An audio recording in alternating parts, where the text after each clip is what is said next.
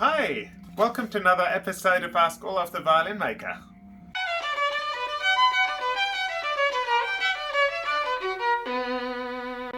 I'm just working on my new violin at the moment, which is super exciting. Really enjoying it. I'm very close to gluing the top plate on, so that's really exciting. So basically all I have to do is I just have to thin down the ribs a little bit. They're a little bit too thick this way still, from here to there. And then I'll be able to glue on the top plate, which is super exciting. So for this video, I might actually head over into my shop so I can go into more details and show you all the strings.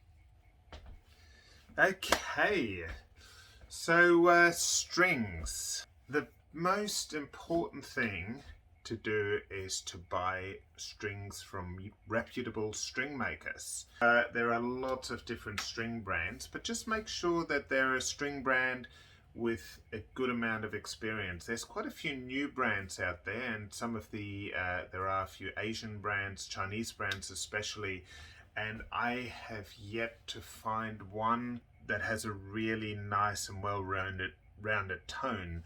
So I usually personally stick to some of the brands that have had a lot of experiences, like Perestro, for example, has been around for over 230 years, so they have a lot of experience. And also there's Domestic. They make some really good strings. There's Larson, which is a newer brand. They're good. Yaga, and there's also Dario and Watchell. So, these are a few well-known brands. Oh, there are a few other brands, but it's important to stick to brands that have a good reputation.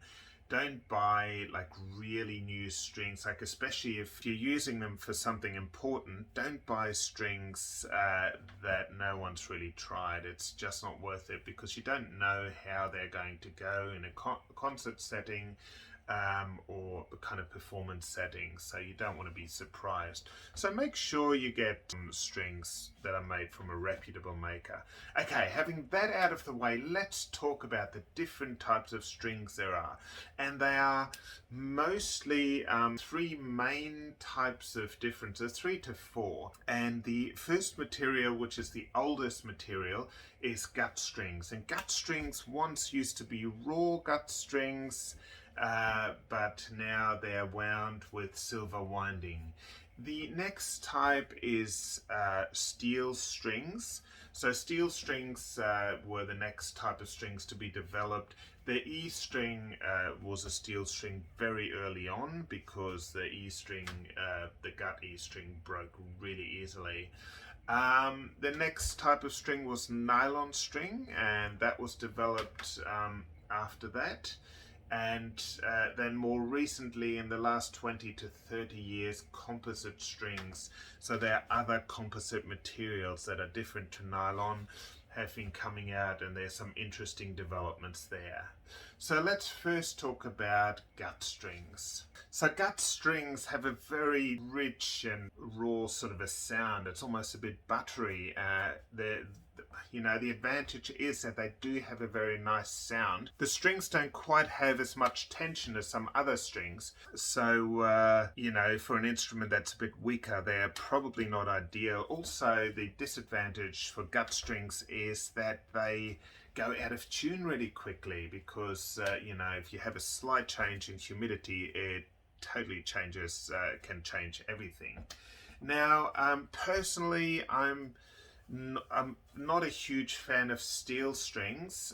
Steel strings do work well if you like, things like playing jazz, rock, or folk violin, so quite often, but I think a lot of the synthetic cores will actually give you a better tone.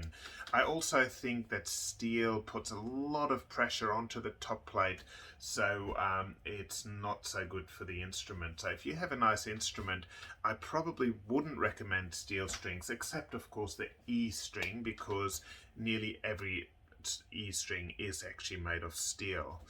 Now, the next type of string would be a nylon string, and about 40 to 50 years ago, Domestic came out with a new type of string, which was a nylon string. And one of the players who really loved the dominant strings at the time was Ruggiero Ricci, who used it on this. I believe he used it on the Strad, and he also had a Guarnerius violin. But now there are so many different types of nylon and synthetic strings, and most players actually play them.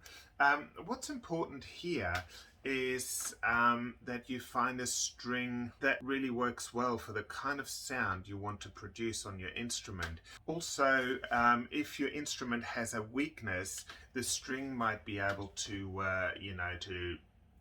to strengthen that weakness. For example, if your instrument has too sharp a sound, if you get a nice deeper sounding string like, say, the Infield Red or the Obligato string, that'll actually give you a deeper, richer sound. Whereas if you have an instrument that needs more projection and more strength, you might want to go with a set of strings like Eva Perazzi, Peter Infeld strings, or the like. Now there's also Eva Perazzi Gold, which has that little bit of extra brilliance and extra price tag to go with it. And now there are also some of the composite core strings like the Zyx and the Opal strings.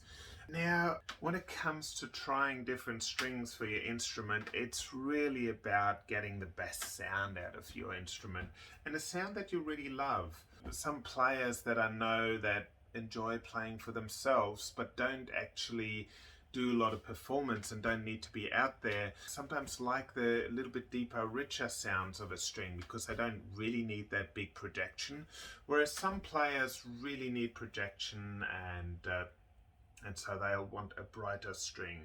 Personally, the strings I use most are the Eva Perazzi strings, and also the Eva Perazzi Gold, and they've been working really well for me. They have a nice rich sound but also brightness and a clarity to them. I also use Obligato strings for a deeper sound. I use dominant strings sometimes.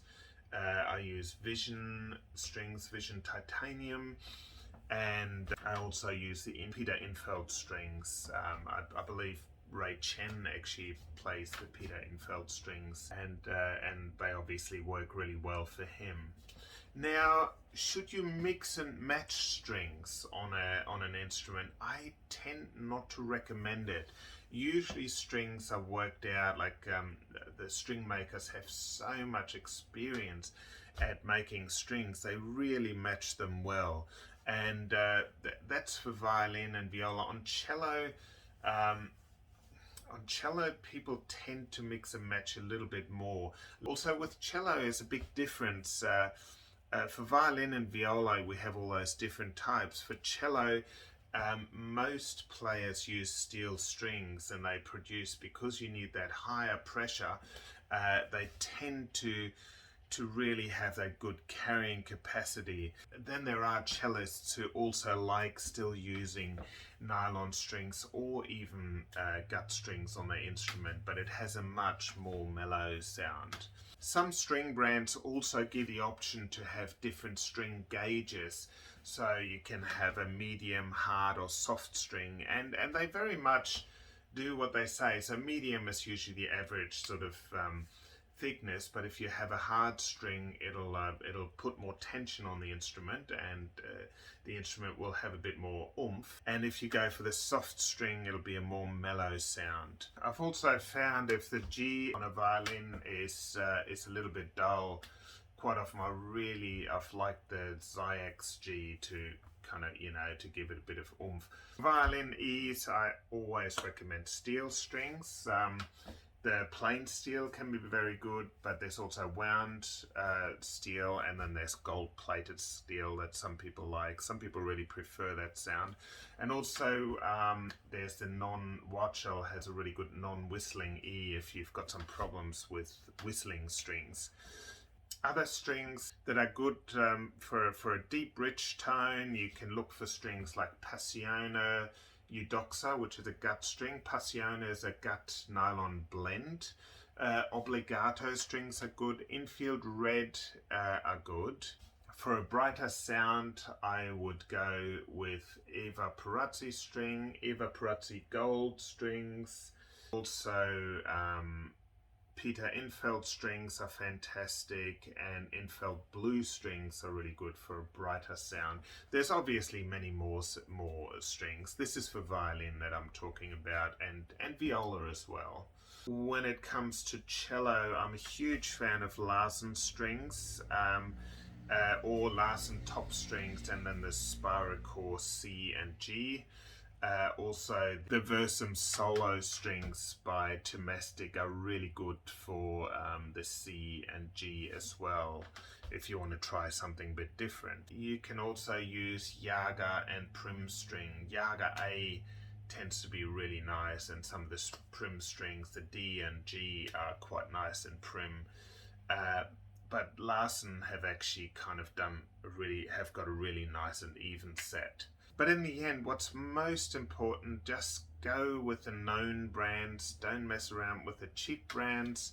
Just try a good quality standard string, and make sure that your instrument is well set up and well adjusted, so that you have a really good neutral start. And then, you know, if you need to get some changes, you can play around with other strings to get some changes in the sound of the instrument. Strings will change the sound of an instrument, but they will not change the character of an instrument.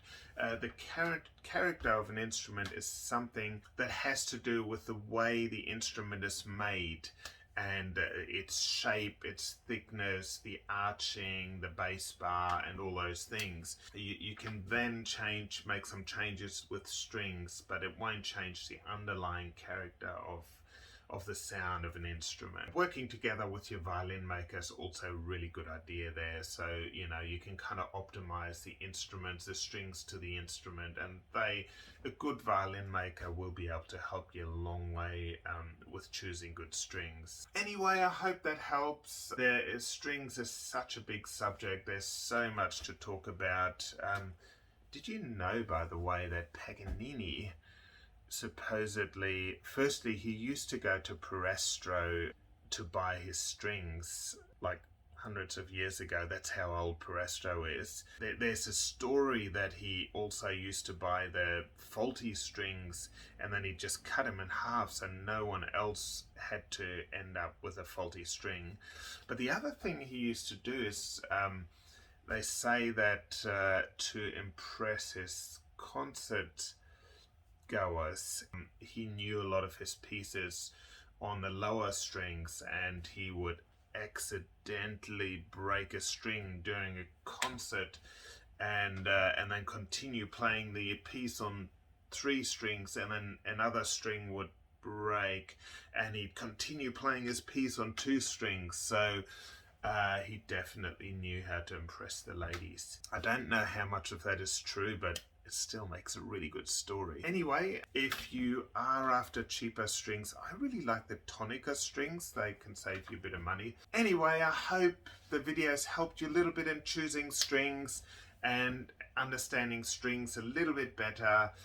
If you like my videos, hit the like button, subscribe, and also hit the little bell at the same time. That way you'll get notified straight away when I publish a new video.